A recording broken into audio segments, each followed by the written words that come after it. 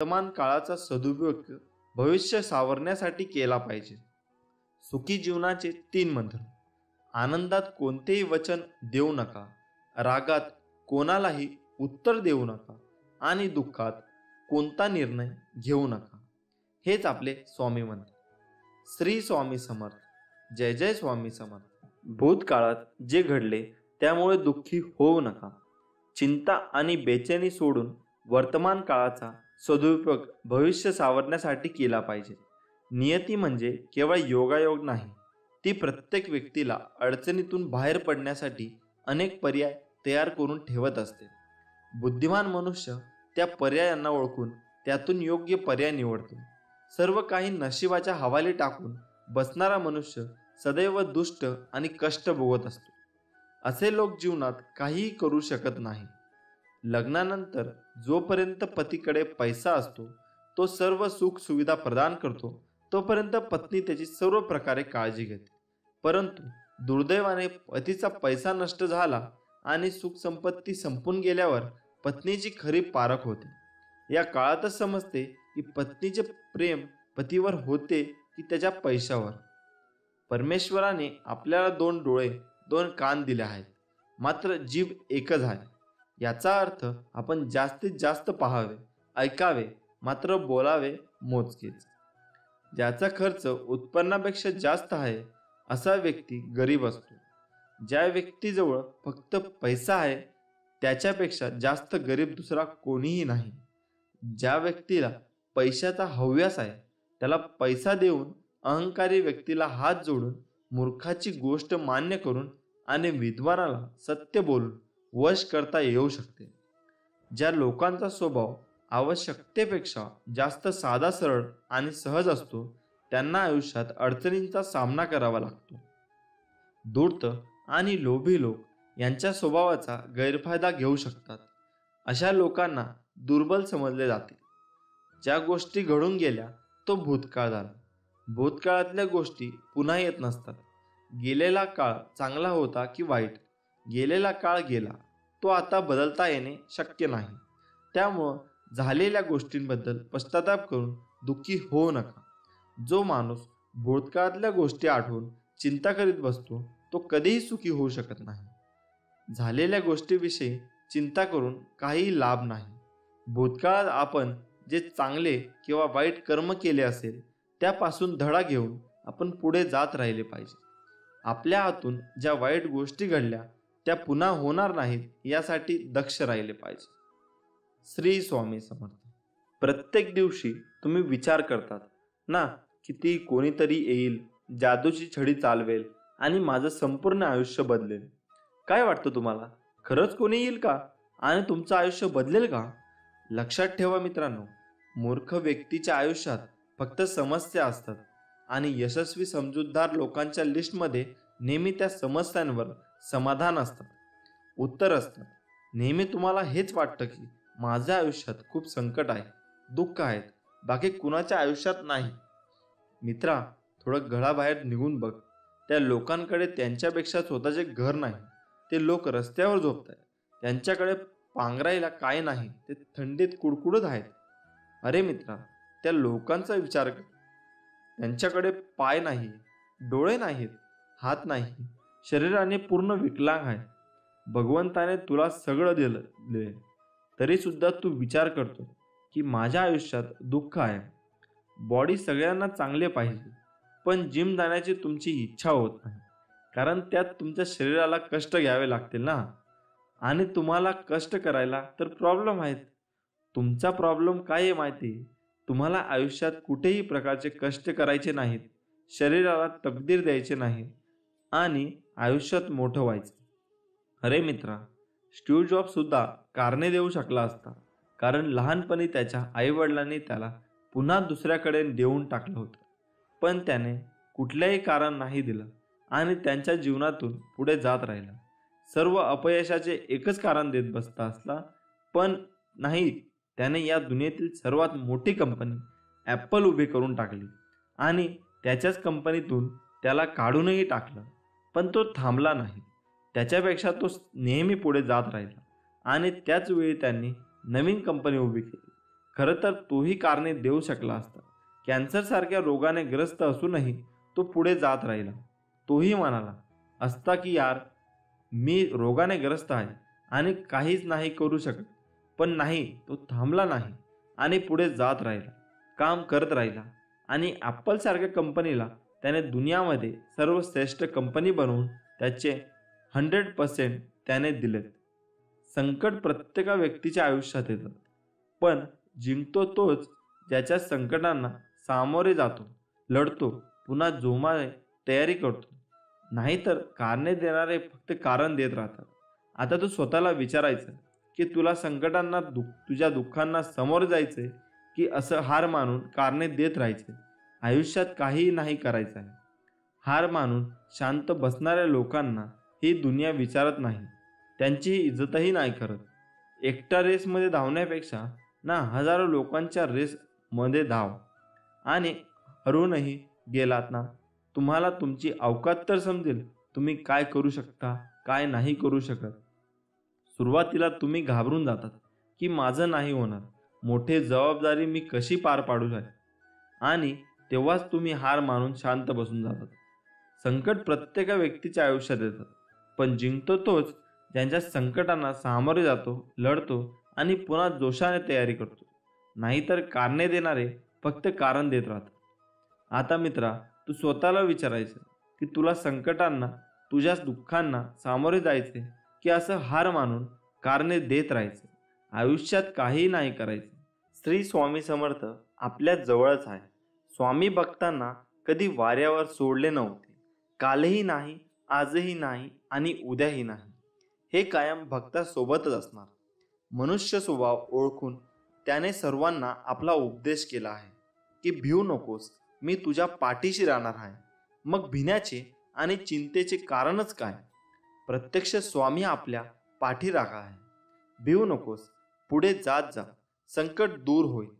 प्रत्यक्ष काळ जरी उभा राहिला तरी तुझ्यासाठी आम्ही त्या काळाचा प्रतिकार करू, असे श्री स्वामी समर्थांचे बोल आहे. स्वामी बोलतात, सुखासाठी कुणापुढे हात पसरू नका. वेळ जाईल त्यापेक्षा दुःखाशी 2 हात करा, चांगली वेळ निश्चित येईल. मनुष्य जन्म मिळतोय एकदा. कोणाला आपले करायचे तर हृदयात करा, केवळ मुखाने नाही. कोणावर राग व्यक्त करायचा असेल तर मुखाने करा, हृदयाने नाही. कारण ज्या दोराला गाठ नसते तो दोरा सहज सुईतून प्रवेश करतो. या जन्मावर, या जीवनावर खूप प्रेम करावे. हो, जीवनावरच म्हटलंय मी, कारण जीवन हे खूप सुंदर आहे आणि महत्त्वपूर्ण सुद्धा. त्या तुमच्यासाठी आणि तुमच्या प्रियजनांसाठी. जर तुम्ही देवाकडे काही मागितल्यावर मिळाले नाही तर त्यांच्यावर रागवू नका, कारण देव तुम्हाला जे आवडेल ते देत नाही, त्याऐवजी ते तुमच्यासाठी जे चांगले आहे ते देतात.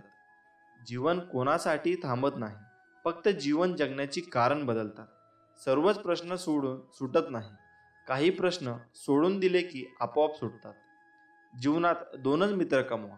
एक श्रीकृष्णासारखा, जो तुमच्यासाठी युद्ध न करताही तुम्हाला विजयी करेल, आणि दुसरा कर्णासारखा, जो तुम्ही चुकीचे असतानाही तुमच्यासाठी युद्ध करेल. जीवन म्हणजे पत्त्यांचा खेळ. चांगली पाने मिळणे आपल्या हातात नसते, पण मिळालेल्या पानांवर चांगला डाव खेळणे यावर आपले यश अवलंबून असते. जीवनात वेळ कशी असो, वाईट किंवा चांगली, ती नक्कीच बदलते. पण चांगल्या वेळेत वाईट काम करू नका, जेणेकरून वाईट वेळेत लोक सोडून जातील. आयुष्यात काय करायचे हे ठरवण्यात वेळ वाया घालवू नका, नाहीतर तुम्ही काय करायचे हे तीच वेळ ठरवेल. प्रत्येक माणसाच्या आयुष्यात नकारात्मक विचार येणे निश्चितच असते, पण त्या विचारांना तो किती महत्त्व देतो हे त्या माणसावर अवलंबून असते. आपल्या अपेक्षा आणि मोह हेच आपल्या दुःखाचे सर्वात मोठे कारण आहे. जर आपण आपले मन आपल्या ताब्यात ठेवले नाही तर तेच मन आपल्या शत्रूप्रमाणे कार्य करू लागते. आयुष्यात दुःख कवटाळून बसू नका, ते विसरा आणि सदैव हसत राहा, हसमुख राहा. बाकी सर्व टेन्शन सोडून द्या आणि श्री स्वामी समर्थांचे गुणगान करा. श्री स्वामी समर्थ। असे मानले जाते की गीता हा एकमेव धर्मग्रंथ आहे जो माणसाला खऱ्या अर्थाने जीवन जगायला शिकवतो। गीतेतून माणसाला जीवनातील धर्म, कर्म आणि प्रेमाचे धडे देण्यात आले आहेत। भागवत गीतेचे ज्ञान मानवी जीवन आणि जीवनानंतरचे जीवन या दोन्हींसाठी खूप उपयुक्त मानले गेले आहे। असे म्हटले जाते की गीता हे जीवनाचे संपूर्ण तत्वज्ञान आहे। गीतेतील तत्वज्ञाने पालन करणारी व्यक्ती सर्वश्रेष्ठ असते। गीतेत श्रीकृष्णाने दुःखाला सर्वात चांगला मित्र म्हटले आहे। त्याचे कारण देखील गीतेत देण्यात आले आहे। आज देखील अनेक लोक गीतेतील शिकवण अंगीकारून जीवन जगत आहे। गीतेतील शिकवण अंगीकारल्यानंतर जीवन होते अशी भक्तांची श्रद्धा आहे। गीतेमध्ये श्रीकृष्णाने दुःख हे माणसाचा सर्वात चांगला मित्र म्हणून वर्णन केले आहे, कारण दुःख तुम्हाला भगवंताचा शोध घेऊन देते।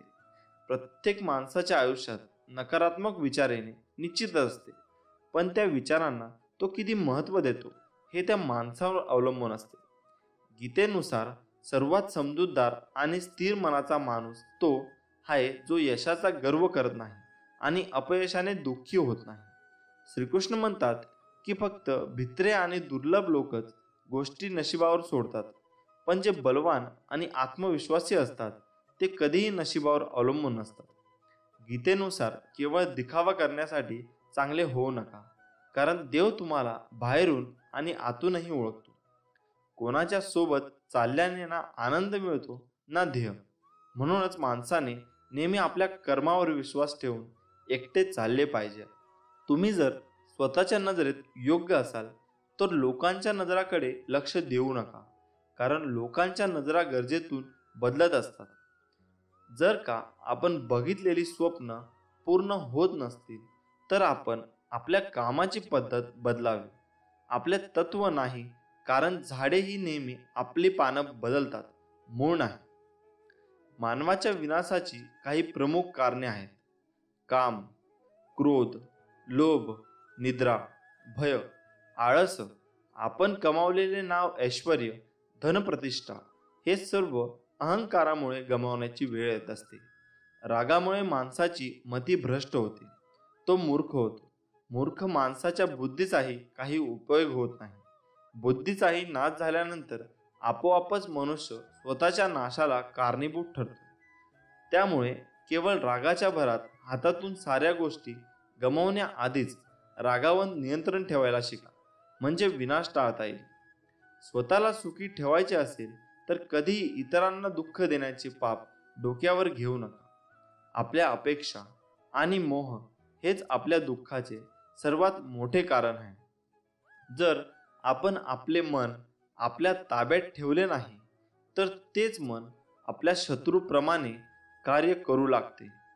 ह्या सृष्टीत जे काही घडते ते आपल्या चांगल्यासाठीच घडत असते। हे ज्याला समजले तो कधीही नशिबाला दोष देत नाही आणि देवाकडे तक्रार करत बसत नाही। माणसाच्या इच्छा पूर्ण होत नाही तेव्हा क्रोध वाढतो आणि इच्छा पूर्ण होतात तेव्हा लोभ। ध्येय ठेवाल तर आयुष्यातील सर्व लढाया जिंकू शकाल, अगदी आपल्या स्वकीय विरुद्ध सुद्धा। फक्त आपल्या परमेश्वरावर विश्वास ठेवा, जसा अर्जुनाने कृष्णावर ठेवला होता। श्री स्वामी समर्थ उपदेश असे आहे। श्री स्वामी समर्थ। जय जय स्वामी समर्थ। उपवास तपासाचे अवडंबर माजून देवाची मर्जी मिळवता येत नाही।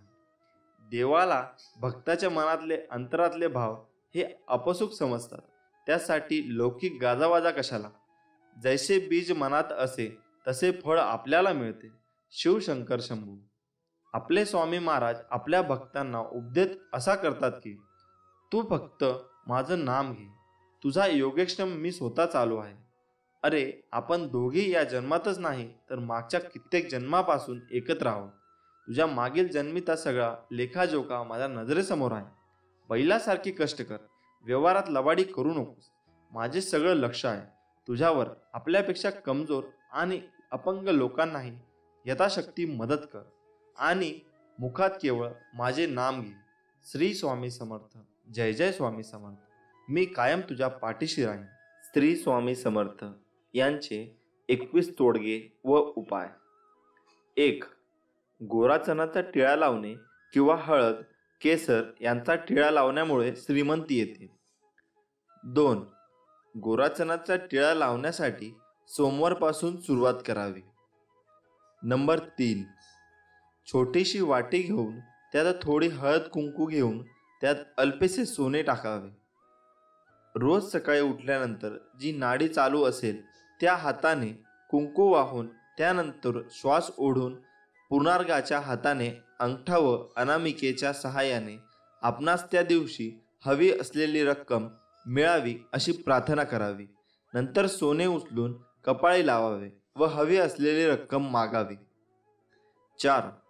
वायव्य दिशेला राधाकृष्ण लक्ष्मीचा फोटो लावावा. 5.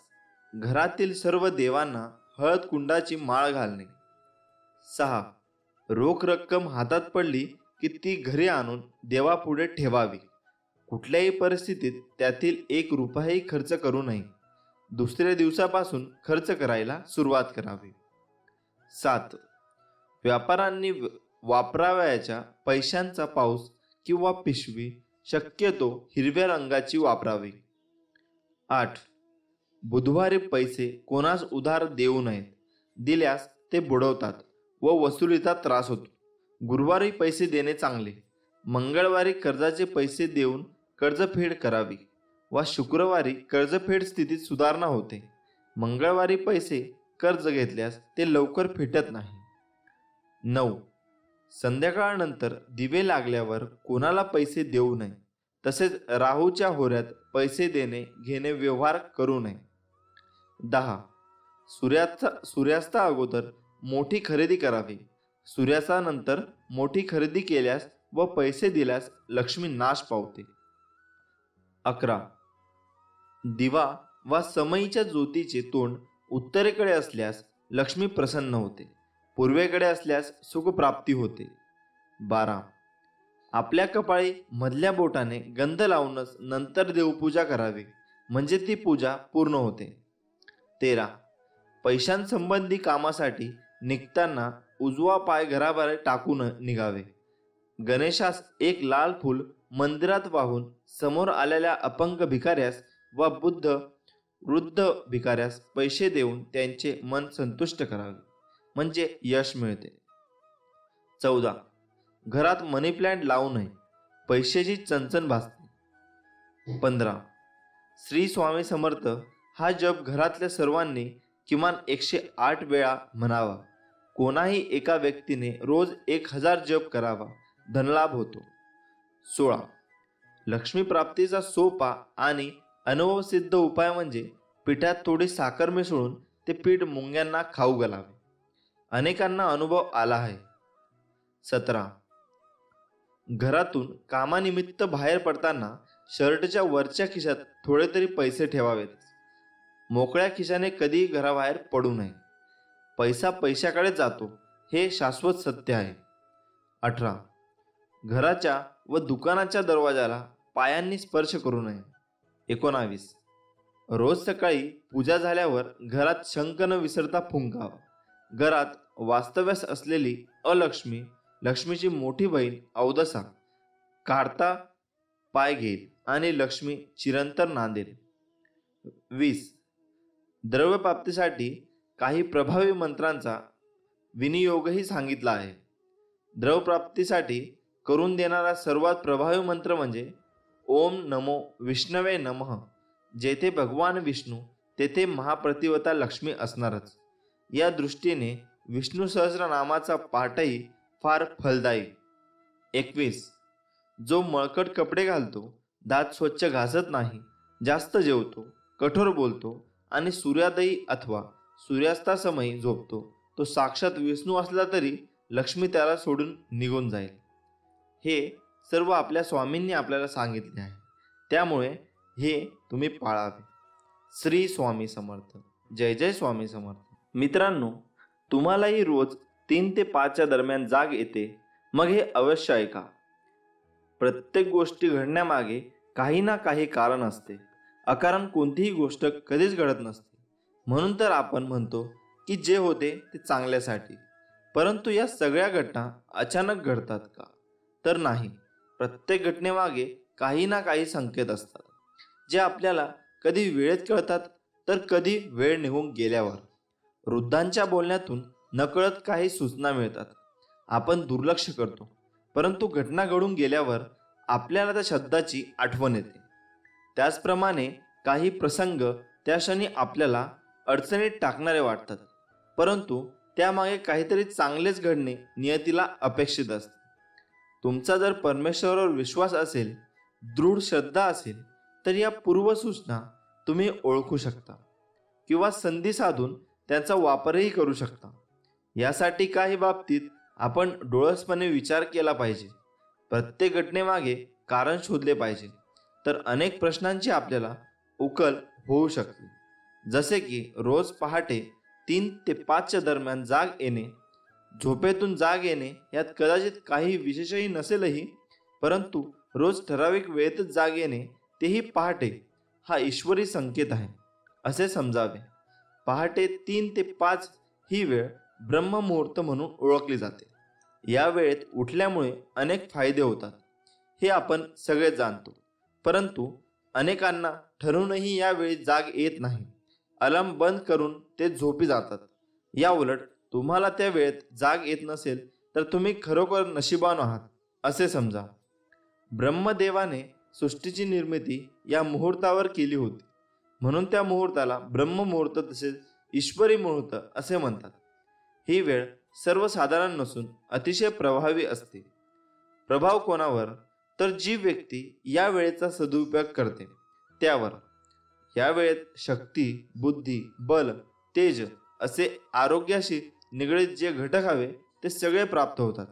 या कालावधीत नभो मंडलातील ग्रहस्थिती आपल्याला प्रगती करता उत्तम असते. वातावरण शुद्ध असते, परिसर शांत असतो. त्यामुळे या कालावधीत जे काही मनाशी ठरवाल ते अवश्य प्राप्त करू शकाल, असा ब्रह्ममुहूर्ताचा महिमा आहे. भगवान श्रीकृष्ण यांनी देखील भगवद्गीतेत अर्जुनाला ब्रह्ममुहूर्तावर उठण्याचे महत्त्व सांगितले आहे. आपले पूर्वज ऋषीमुनी ब्रह्ममुहूर्तावर उठून दिनचर्येची, ध्यानधारणेची सुरुवात करत असतात. या उलट आपण सूर्य डोक्यावर आला तरी अंथरूण सोडत नाही. परंतु तुम्हाला जर भल्या पहाटे जाग येत नसेल तर पुन्हा झोपण्याची चूक करू नका. तुमच्याकडून चांगले कार्य घडण्याचे ते संकेत आहेत. या वेळेचा सदुपयोग करा, तुम्हाला त्याचा अवश्य लाभ होईल. परंतु चांगले काही घडण्यासाठी चांगले प्रयत्नही करावे लागतील. यासाठी वेळेत झोपा आणि ब्रह्ममुहूर्तावर जाग आली की आपल्या ध्येयप्राप्ती चांगली कामगिरी करा. ध्येय निश्चित नसेल तर उत्तम आरोग्य प्राप्तीसाठी मेहनत घ्या. तन सुदृढ असेल तर मनही सुदृढ असेल. शांत आणि प्रसन्न मन तुम्हाला ध्येयाची वाट दाखवेल. स्वामी म्हणतात, तू तुझ्या कार्याला सुरुवात तर कर, भिवू नकोस, मी तुझ्या पाठीशी आहे. नमस्कार मित्रांनो, तारक मंत्र या 2 शब्दातच त्याचा अर्थ आहे. जो आजाराने त्रासलेला आहे, जो चिंतेने ग्रासलेला आहे, यांना तारण्यासाठी नेहमी स्वामी काहीतरी उपाय करत असतात. स्वामींना आपल्याला ही अनमोल भेट दिली आहे, तारक मंत्र देऊन. तारक मंत्रात इतकी प्रचंड शक्ती आहे की मी, तुम्ही आणि आपण कोणीच त्याचा विचारही करू शकत नाही. शेवटही ती स्वामींची शक्ती, अगम्य शक्ती. हा मंत्र तुम्ही म्हणायला सुरुवात करा आणि बघा तुमच्या शरीरातील एक मानसिक बळ येते ते. आणि जर हा मंत्र तुम्ही हळूहळू म्हटला तर खूपच बळ, शक्ती अंगात संचारते. हा सर्वच आपल्या स्वामी भक्तांचा अनुभव आहे, माझा सुद्धा. या मंत्रात एक कडवे आहे की अतर्क्य अवधूत हे स्मरणगामी, अशक्य ही शक्य करतील स्वामी. फक्त आणि फक्त या स्वामींच्या वचनावर, स्वामींवर विश्वास ठेवा आणि बघा, या जगातील कितीही मोठी गोष्ट असू द्या, अशक्य नाही. या जगात झाडांची पाने सुद्धा जो हलवतो, सर्वांचे रक्षण करतो, असे स्वामी महाराज माझ्या मागे होते, आहेत आणि राहणारच. सर्वजणांनी हा तारक मंत्र म्हणायला सुरुवात करावी. जमेल तसं जेव्हा वेळ मिळेल तेव्हा बसता, उठता, काम करताना, झोपताना, लहान मुलांना भरवताना, जेवण बनवताना, तुम्हाला जेव्हा आठवेल तेव्हा बोलत राहायचे. एकदा का तारक मंत्र बघून वाचायला सुरुवात केली की हळूहळू पाठांतरी होऊन जाते. फक्त मंत्र म्हणायला सुरुवात करा आणि सतत चालू ठेवा. रोज कुठल्या ना कुठल्या मार्गाने स्वामी आपल्याबरोबर नेहमी असतात. आणि नेहमी राहतील. फक्त आपण हे लक्षात आणले पाहिजे की स्वामी सदैव माझ्या बरोबर आहेत. चला तर मग अतिप्रभावशाली स्वामी तारक मंत्राकडे वळूया. तुम्हाला जमेल तसे कुठलीही चाल लावून बोलू शकता. आपण आपले स्वामी फक्त माणसाच्या मनातले भाव बघतात. मंत्र अशा प्रकारे आहे. निशंक होई रे मना, निर्भय होई रे मना, प्रचंड स्वामी बळपाठीशी, नित्य आहे रे मना. अतर्क्य अवधूत हे स्मर्तगामी, अशक्य ही शक्य करतील स्वामी. जिथे स्वामी चरण तिथे न्यून्य काय, स्वय भक्त प्रारब्ध घडवी ही माय. आज्ञे विना काळ ही नानी त्याला, परलोकी ही ना भीती तयाला. उगाची भीतोसी भय हे पळू दे, वसे अंतरी ही स्वामी शक्ती कळू दे. जगी जन्म मृत्यू असे खेळ ज्याचा, नको घाबरूस तू असे बाळ त्याचा. खरा होई जागा श्रद्धे सहित, कसा होसी त्यावेन तू स्वामी भक्त. आठव कितीदा दिली त्यांनी साथ, नको डगमगू स्वामी देतील हात. विभूती नमन नाम ध्यानार्धी तीर्थ, स्वामीच या पंचामृतात हे तीर्थ घेई आठवी रे प्रचिती. ना सोडती तया जया स्वामी घेती हाती. श्री स्वामी समर्थ. झालेली सेवा स्वामी चरणी अर्पण करून आपण आजचा व्हिडिओ इथे संपवूया. आज आपण खरी भक्ती म्हणजे नेमके काय, स्वामी समर्थ महाराज काय म्हणतात, हे आपण या व्हिडिओच्या माध्यमातून जाणून घेणार आहोत. चला तर मग विषयाकडे वळूया आणि आपला संपूर्ण व्हिडिओ बघूया. आपले स्वामी समर्थ महाराज अनेक घटना प्रसंगातून समाजाला विविध बोध शिकवण उपदेश करत असतात. स्वामींची लीला ह्या अद्भुत आणि अचंबित करणाऱ्या आहेत. ज्या व्यक्तींना स्वामींचा अनुभव आला आहे, प्रचिती आली आहे, त्या व्यक्तींना याचा प्रत्यक्ष अनुभव वास येतो. अक्कलकोट येथे स्वामी सुमारे 22 वर्ष होते. या काळात त्यांनी हजारो आर्त, अर्थार्थी, जिज्ञासू आणि मुमुक्षू यांच्या मनोकामना पूर्ण केल्या. दुष्टांना सुष्ट बनवले. ढोंग्यांचे ढोंग उघडून करून अज्ञ जनांना खऱ्या ईश्वरनिष्ठाची ओळख करून दिली.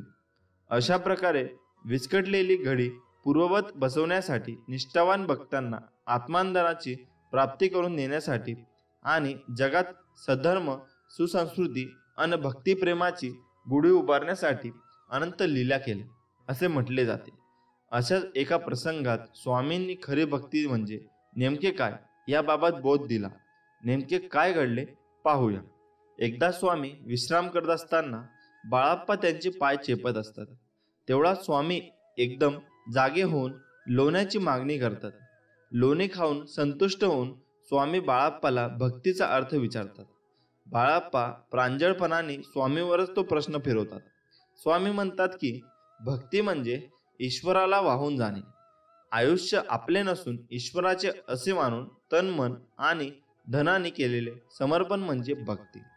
दुसरीकडे एक गोसावी जलधर रोगाने ग्रस्त होता. त्या रोगामुळे त्यांच्या पोटा सदैव कळा निघायच्या. पण त्यांची द्वारकेला जाऊन द्वारकनाथांचे दर्शन करावे अशी तीव्र इच्छा होती. मृत्यूपूर्वी द्वारकेला जाऊन कृष्ण दर्शन करायचे असा निश्चय गोसावी करतो. द्वारकेला जाताना रात्री स्वामी संन्यासी रूपात गोसाव्याला स्वप्नात दृष्टांत देतात आणि अक्कलकोटला बोलवतात. गोसावी थोडा विचार करून अक्कलकोटला येतो. स्वामी त्याला पाहिल्याबरोबर विचारतात की क्यों द्वारका जा रहे थे ना, यहाँ अक्कलकोट कैसे पहुंचे. स्वामींच्या प्रश्नांची गोसावी विस्मित होतो. गोसाव्याची अवस्था पाहून स्वामी म्हणतात की हमने ही बुलाया था. खऱ्या भक्ताची तळमळ जाणल्याशिवाय आम्ही कसे राहणार. श्रीकृष्णाच्या दर्शनाची गोसाव्याची मनोकामना स्वामी पूर्ण करतात. गोसावी धन्य होतो. गोसावी म्हणतो की माझी इच्छा पूर्ण झाली आहे. आता देवाज्ञा झाली तरीही काही हरकत नाही. ही वेळ अजून आली नाही असे सांगून स्वामी गोसाव्याला एका झाडाचा पाला देतात. हा पाला रोज वाटून खात जा. काही दिवसांनी गोसावी रोगमुक्त होतो. स्वामी म्हणतात की अनन्य भाव भक्ती असलेल्या शिष्याची मनोकामना आम्हाला पूर्ण करावीच लागते. ज्याची भक्ती पक्व दिशेला गेलेली असते त्याची कामना गुरु स्वतः पूर्ण करतात व स्वामी असेच आपल्या पाठीमागे कायमस्वरूपी आहेत. त्यामुळे स्वामी म्हणतात, घाबरू नकोस, मी तुझ्या पाठीशी आहे. मित्रांनो, अजून प्रार्थनेचे फळ लवकर मिळावे म्हणून स्वामींचा उपदेश कायम लक्षात ठेवा. देवाने आपली इच्छा पूर्ण करावी असे प्रत्येकाला वाटते, पण त्या मागण्यात किती आतुरता आहे हे देव ताडून पाहतो. म्हणून स्वामी म्हणतात, प्रार्थना सगळेच करतात, परंतु सगळ्यांचीच प्रार्थना फळतेच असे नाही का? याचे कारण स्वामी समर्थ महाराज एका दृष्टांत देऊन सांगतात. एकदा समस्त शिष्यासमोर स्वामी समर्थ महाराज प्रवासात निघाले होते. प्रवासात असताना अवकाळी पाऊस सुरू झाला. स्वामींची सोबत असूनही सगळे बिथरले होते. सर्वांनी एका झाडाचा आश्रय घेतला. सगळेजण पाऊस थांबण्याची वाट पाहत होते, परंतु पावसाचा जोर वाढतच चालला होता. असे चालत राहिले तर पूरसदृश्य परिस्थिती निर्माण होईल या भीतीने सगळे भक्त स्वामींना शरण गेले. तेव्हा स्वामी म्हणाले, अरे, अशी गयावया करण्यापेक्षा त्या पावसाला हात जोडून विनवणी करा, प्रार्थना करा. सर्वांनी मनापासून प्रार्थना केली तर तो तुमचं नक्की ऐकेल. प्रार्थनेत शक्ती असतेच, परंतु सामूहिक प्रार्थना लवकर फळते. यासाठी सर्वांनी एकमुखाने एक दिलाने प्रार्थना करा. सर्वांना स्वामींचे म्हणणे पटले. सर्व भक्तांनी प्रार्थना केली आणि काय आश्चर्य, पाऊस कमी होत होत पूर्ण थांबला. तात्पर्य हेच, स्वामी सांगतात, एखादी गोष्ट तळमळीने केली तर तिचे फळ निश्चित मिळते. प्रार्थना अशी करा की समोरच्याला तुमचे ऐकावेच लागेल. एवढी शक्ती तुमच्या शब्दामध्ये आणि भावनेमध्ये असायला हवी, तर ती खरी प्रार्थना. मासे मागावे ज्यात केवळ आपल्या हिताचा नाही तर सर्व सृष्टीचा, अर्थात सर्व जीवसृष्टीचा भल्याचा विचार केला असेल. दुसऱ्याचे वाईट आणि माझे चांगले ही भावना असेल तर तुमची इच्छा कधीच पूर्ण होणार नाही. हे कायम लक्षात ठेवा. स्वामी समर्थ सर्वांचे कल्याण करतील. त्यासाठी आपणही समतेने, ममतेने, आपुलकीने सर्वांचा विचार करायला हवा. नमस्कार मित्रांनो, आज आपण जाणून घेणार आहोत श्री गुरुचरित्राचे चमत्कारिक फायदे. पहिली गोष्ट म्हणजे गुरुचरित्र वाचणारी व्यक्ती मुळातच खूप भाग्यवान व पुण्यवान असते. तुम्ही कितीही धनवान असा, व्यावसायिक असा, नोकरीला असा, पण पूर्व पुण्याई व गुरु आशीर्वाद असल्याशिवाय मानाचा निश्चय होणे अवघड. गुरुचरित्र हा ग्रंथ अत्यंत लोकप्रिय असून दत्त संप्रदायकांनी त्याला वेदाची मान्यता दिलेली आहे. या ग्रंथाचे 52 अध्याय असून ओवी संख्या 7491 इतकी आहे. काही ग्रंथात 53 अध्याय आहेत व त्यांची विभागणी ज्ञानकांड, कर्मकांड आणि भक्तिकांड अशी केलेली आहे. दत्तावतार श्री नरसिंह सरस्वती यांच्या प्रेरणेनेच गुरुचरित्र लिहिले गेले. या ग्रंथाचे पारायण केल्याने एखाद्या गंभीर संकटातून बाहेर पडण्याचा मार्ग सापडतो अशी मान्यता आहे. या ग्रंथाच्या वाचण्याने कुठल्याही प्रकारचे आधिव्याधी आजार यांच्या वाचनाने नष्ट होते. याने मनुष्य दुःखमुक्त होतो. घरामध्ये गुरुचरित्र वाचनाने नकारात्मक वातावरण नाहीसं होतं आणि आनंद, चैतन्य व प्रसन्नता निर्माण होते. पितृदोष व वास्तुदोष यावरही उपाय म्हणून गुरुचरित्र पारायण केल्यास प्रभावी अनुभव येतात. विशिष्ट समस्यांवर जसे लग्न, शिक्षण, करिअर, आरोग्य यामध्ये येत असणाऱ्या अडचणींवर गुरुचरित्र वाचन केल्यास सकारात्मक अनुभव येतो. आपल्या कुंडलीतील ग्रह, नक्षत्रे, पितृदोष, प्रारब्ध दोष यावर गुरुचरित्र एक रामबाण उपाय असल्याचे जाणकार सांगतात. आता आपण श्री गुरुचरित्रातील प्रत्येक अध्यायातील फलश्रुती पाहूया. अध्याय 1, नित्य गुरुचिंतनाने संपूर्ण जीवन मंगलमय होते. अध्याय नंबर 2, कालीबाधा व सर्व रोगबाधा नाहीशा होतात. अध्याय नंबर 3, गुरुकोपाचे शमन होते व व्रताची पूर्तता होते. अध्याय नंबर 4, स्त्रीछलनाचा दोष जातो व स्वहिताचे रक्षण होते. अध्याय 5, शारीरिक व्यंग्य नष्ट होतात, ज्ञानाची प्राप्ती होते. अध्याय 6, दैवी कोप दूर होतो व विद्या प्राप्ती होते. अध्याय 7, पंचमहापापादी सर्व पातके नाहीशे होतात. अध्याय 8, बुद्धिवांद्य नाहीशे होतात, विवाह कार्य सुलभ होते. अध्याय 9, सर्व शुभकामना गुरुकृपेने पूर्ण होतात. अध्याय 10, नवस फळाला येतात, चोरीचा आळ दूर होतो. अध्याय 11. वांच दोष तसेच वेळ नाहीसे होते. अध्याय 12. संकटे, दैन्य, दारिद्र्य यांचे निवारण होते. अध्याय 13. सर्व प्रकारच्या पोटाच्या व्याधी नाहीशा होतात. अध्याय 14. प्राणघातक गंडातरापासून संरक्षण लाभते. अध्याय 14. अडचणींपासून मुक्त होण्यासाठी हा अध्याय वाचा. अध्याय 15. तीर्थयात्रांना सफलता प्राप्त होते. अध्याय 16. आदरणीयांची निंदा अपमान केल्याचा दोष दूर होतो. अध्याय 17. ज्ञान व गुरुकृपा यांचा लाभ होतो. अध्याय 18. संपत्तीचा लाभ होऊन दारिद्र्य नाहीसे होते. अध्याय 19. भाग्यवृद्धी होते, सद्गुरांचा लाभ होतो, तीर्थस्थळी यातर पुण्य लाभते. अध्याय 20. गुरुस्मरण करुनी मनी पूजा करी व गुरुचरणी तुझे पाप होईल धुनी, ब्रह्मासंबंध परिहरेल.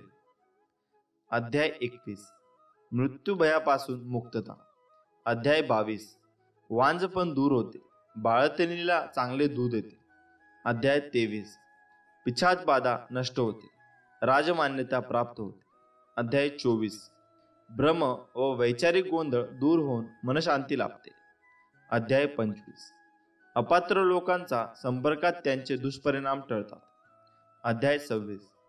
शत्रू निशब्रह्म होऊन शरण होतात. अध्याय 27. गर्व नष्ट होऊन चित्त शुद्ध होते, विद्वानांचा छळ दोषांची निवृत्ती. अध्याय 28. वाईट कर्माचे दोष दूत होतात, संतप्त सापडतो. अध्याय 29. श्री दोष वासना दोष दूर होऊन पावित्र्य लाभते. अध्याय 30. कुमारिकांना इच्छित पतीचा प्राप्ती होते, सौभाग्य वृद्धी होते. अध्याय 31. पतीवर येणारे विघ्न टळतात. अध्याय 32. वैधव्याचे दुःख टळते अथवा सुसह्य होते. अध्याय 33. वचनभंग व व्यभिचार दूर दूष होऊन सद्गती लाभते. अध्याय 34. प्राणसंकटाचे निवारण होऊन आयुष्य वृद्धी होते. अध्याय 35. हरवलेले नष्ट झालेले पुन्हा प्राप्त होते, तुटलेले संबंध जुळतात. अध्याय 36. चुकीच्या समजुती जाऊन अंतकरण शुद्ध होते. अध्याय 37. मूढबुद्धी नष्ट होऊन योग्य ज्ञान व ब्रह्मप्राप्ती होते. अध्याय 38. निंदा करणारे शरण येतात, अन्नपूर्णा नित्य प्रसन्न राहते. अध्याय 39. सद्गुरूंची प्राप्ती होऊन योग्य मार्ग सापडतो. अध्याय 40. कुष्ठरोग नाहीसा होऊन शरीर निकोप होते. अध्याय 41. सद्गुरूंची प्राप्ती होऊन योग्य मार्ग सापडतो. अध्याय 42. विद्या व फलाची प्राप्ती होऊन कर्तबगारीला यश येते. अध्याय 43. गर्व व क्रोध नाहीसा होऊन ऐश्वर्याची प्राप्ती होते. अध्याय 44. मनातील भ्रम दूर होऊन योग्य मार्ग लाभतो. अध्याय 45. कुष्ठरोग नाहीसा होतो, गुरुनिष्ठ सफल होते, बुद्धी वाढते. अध्याय 46.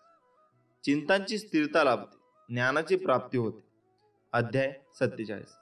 पक्षपाताचा दोष नाहीसा होऊन समत्वबुद्धी प्राप्त होते. अध्याय 48. गुरुनिष्ठास विपुल समृद्धी प्राप्त होते, विघ्ने टळते. अध्याय 49. तीर्थक्षेत्राबद्दल आदर वाढतो, सर्व पापांचे समान होते. अध्याय 50. ग्रंथीरोग त्वचारोग नष्ट होऊन शरीर सुख लाभते. अध्याय 51. सुख समृद्धी व अंती मोक्ष प्राप्ती होते. अध्याय 52. श्रद्धेला चांगली फळे येतात व संपूर्ण ग्रंथ वाचनाचे फळ मिळते. हे सगळे चमत्कारिक फायदे आहेत गुरुचरित्र वाचण्याचे. माणूस जेवढा आदराने थकत नाही त्यापेक्षा जास्त विचाराने थकतो. म्हणून हसत राहा, विचार सोडा, स्वामींच्या नामस्मरणात राहा. आपण आहोत तर जीवन आहे हीच संकल्पना मनी बाळगा व जीवन निसंकोच जगा आणि सदैव लक्षात असू द्या, अशक्य हे शक्य करतील स्वामी.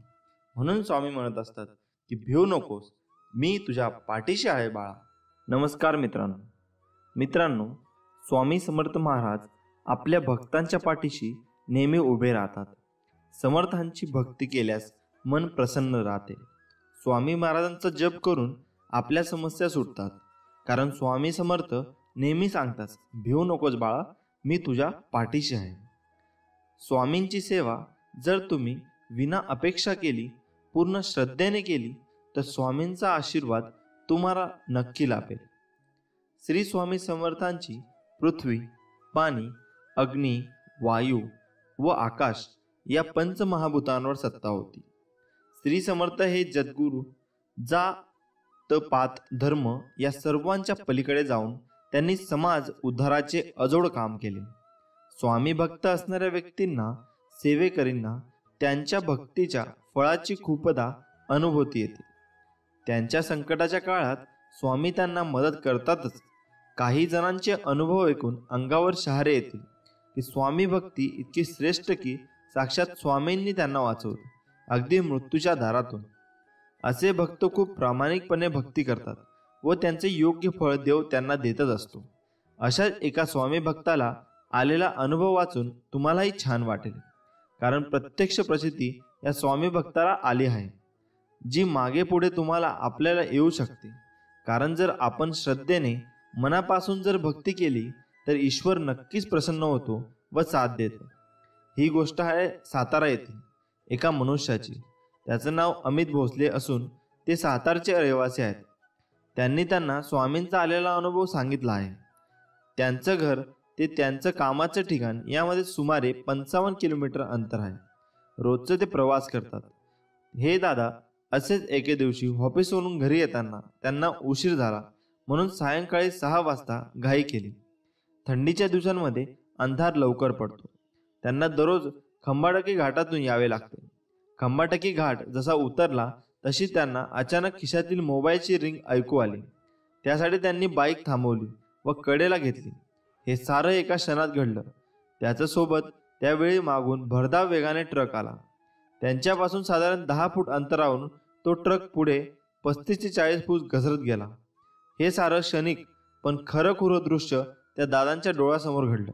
दादांनी विचार केला की जर त्यांची बाईक थांबवली नसती तर त्या अपघात नाहकरित्या त्यांनाही सामोरं जावं लागलं असतं, ज्यामुळे तिथे अक्षरशः काही घडू शकलं असतं.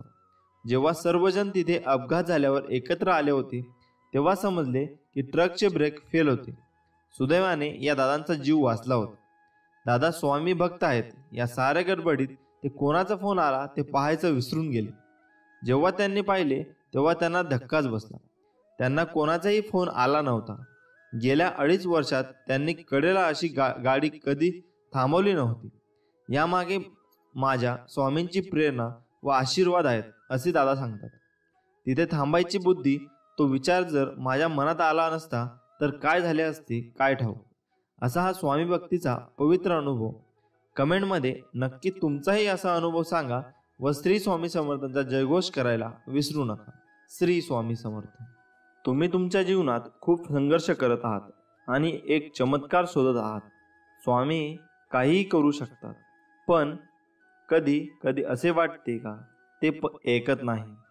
स्वामी तुम्हाला बरे करण्यासाठी खूप वेळ घेत आहे असे तुम्हाला वाटते का? तर मग स्वामींचा हा संदेश शेवटपर्यंत वाचा. नक्की तुमचा स्वामी माऊलीवरचा अजून विश्वास वाढेल. स्वामी माऊली म्हणतात, तुझ्या अंतरात्म्यात आहे मी, तुला हरवू देणार नाही. या कलियुगात तुला एकटे सोडणार नाही. मी सर्वत्र आहे, मी चराचरा व्यापून आहे. मी वारा आहे, मी पाणी आहे, आकाशही मीच आहे. गगनापुरात मीच आहे, ध्रुवावर, कैलासावर आणि गरुडावरही मीच आहे. मी कुठेही गेलेलो नाही. भिवू नकोस, मी सदैव तुझ्या पाठीशी आहे. आपल्याला दुःख देणारे जगात कमी नाहीत. हे जितकं सत्य आहे तितकंच सत्य हेही आहे की आपल्याला आईच्या मायेने जवळ घेणारे स्वामींशिवाय कोणीही नाही. ज्या वेळी तू जाशील काळोखात त्यावेळी तुझी सावली सोडेल साथ. तू घाबरू नकोस, स्वामी पकडतील तुझा हात. ब्रह्मांड नायक जाणले समर्था तुझी, तुम्ही माझ्या मनीचे भाव. म्हणूनच ओठावर असते केवळ स्वामी समर्थांचे नाव. बंद केले नयन माझे, चित्तरूप बघून तुझे. स्वामी तिन्ही जगाचा तू, माय बाप आहे या जनांचा. श्री स्वामी समर्थ. स्वामींची लीला अपरंपार आहे. फक्त मनापासून श्रद्धा आणि विश्वास ठेवा. आयुष्यात तुम्ही कितीही आनंदी आहात हे महत्त्वाचे नाही, तुमच्यामुळे किती जण आनंदी आहेत याला जास्त महत्त्व आहे. नको हो उदास, मी आहेच तुझ्या आसपास. डोळे बंद करून कर आठवण, बघ मी आहे तुझा विश्वास. कितीही संकटे आली तरी स्वामींचा हात माझ्या खांद्यावर असावा आणि मृत्यूला जवळ करतानाही माझा देह माऊलींच्या मांडीवर विसावा. मी शरीराने तुम्हाला दिसत नसलो तरी मी सदैव तुमच्या पाठीशी राहीन. आपली इच्छा पूर्ण होणारच हा विश्वास ठेवा आणि स्वामींवर निशंक सोपवा. कर्म करता राहा, फळ मिळणारच. सूर्य बोलत नाही, त्याचा प्रकाशच त्याची परिचय देतो. त्याचप्रमाणे तुम्ही तुमच्याबद्दल काहीच बोलू नका. उत्तम कर्म करत राहा, लोकच तुमचा परिचय देतील. तुमच्यामुळे सुखात आहे, कारण तुमचे नाव मुखात आहे. श्री स्वामी समर्थ. भूतकाळाचं दुःख नसावं, वर्तमान काळाचा अहंकार नसावा आणि भविष्य काळाचा मोह नसावा. ध्येय साध्य करणे कितीही कठीण असो, पण जर आत्मविश्वास असेल तर अशक्य असे काहीच नाही. स्वामी माऊलींचा आधार असला की आयुष्यात कोणत्याही संकटाला सामोरे जाण्याचं बळ मिळतं आणि आशीर्वाद असला की कोणत्याही कार्यात विजय आपलाच होतो. हा अनुभव येतो. जिद्द आणि स्वामींवरील भक्ती अशी ठेवायची की नशिबात नसलेल्या गोष्टी सुद्धा मिळाल्या पाहिजेत. आयुष्यात स्वामी आले, मन स्वामीमय झाले. मनाची भीती गेली, मन निशंक झाले. जिथं वासना संपली तिथे माझ्या भगवंताची कृपा झाली. कोण म्हणतं स्वामी दिसत नाही? स्वामी तर तेव्हा दिसतात जेव्हा कोणी दिसत नाही. स्वामी महाराज आपल्याला काय म्हणायचे? भिवू नकोस, मी तुझ्या पाठीशी आहे. श्री स्वामी समर्थ यांचे विचार खरंच जीवन बदलून टाकणारे आहे. होय मित्रांनो, श्री स्वामी समर्थ महाराज आजही आपल्या सोबतच आहे. त्यांच्या अस्तित्वाची प्रसिद्धी आजही आपल्याला येत असते. ज्यांचे स्वामींवर नितांत श्रद्धा आणि भक्ती आहे त्यांना श्री स्वामी समर्थ महाराजांचा साक्षात्कार आजही होत असतो. कारण स्वामी आपल्याला सोडून गेलेच नाही, ते आपल्यामध्येच आहे. म्हणून तर त्यांनी समाधी घेण्या अगोदर काही क्षण असे म्हटले होते, अरे हा मी गेलेलो नाही, मी जाणारही नाही, मी सदैव तुझ्या जवळच राहील. माणसाच्या इच्छा पूर्ण होत नाही तेव्हा क्रोध वाढतो आणि इच्छा पूर्ण होतात तेव्हा लोभ. ध्येय ठेवाल तर आयुष्यातील सर्व लढाया जिंकू शकाल. फक्त आपल्या परमेश्वरावर विश्वास ठेवा, जसा अर्जुनाने कृष्णावर ठेवला होता. आपले स्वामी महाराज आपल्या भक्तांना उपदेश असा करतात की तू फक्त नाम घे, तुझा योगक्षेम मी स्वतः चालवत आहे. अरे आपण दोघेही या जन्मातच नाही तर मागच्या कित्येक जन्मापासून एकत्र आहोत. तुझ्या मागील जन्मीचा सगळा लेखाजोखा माझ्या नजरेसमोर आहे. बैलासारखे कष्ट कर, व्यवहारात लबाडी करू नको. माझे सगळे लक्ष आहे तुझ्यावर. आपल्यापेक्षा कमजोर आणि अपंग लोकांना यथाशक्ती मदत कर. तुझ्या पदाचा, प्रतिष्ठेचा, पणाचा, पैशांचा अहंकार अजिबात करू नकोस. तुझ्या वाट्याला येणारे भोग आणि त्यांचे दुःख भोग त्यानंतर मी तुला नक्की जवळ करेन. लक्षात ठेव, तुझा हात पकडला आहे तो सोडण्यासाठी नाही. फक्त मला विसरू नको. तुझे प्रत्येक चांगले कर्म मला समर्पित कर. श्री स्वामी समर्थ. जय जय स्वामी समर्थ.